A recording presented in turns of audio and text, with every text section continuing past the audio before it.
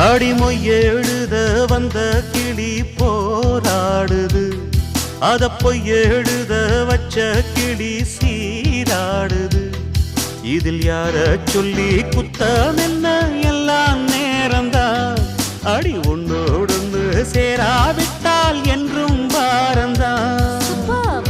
தித்திக்கும் செங்கரும்பே இத்தனை நாள் எங்கிருந்து, மொட்டு விட்ட தேனரும்பே போதுமடி உன் குறும்பே.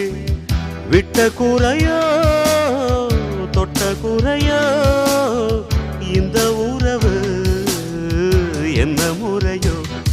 ஒரு கோல கிளி சோடி தன்ன தேடுது தேடுது மானி, அது திக்க விட்டு திசைய விட்டு நிக்குது நிக்குது முன்னே.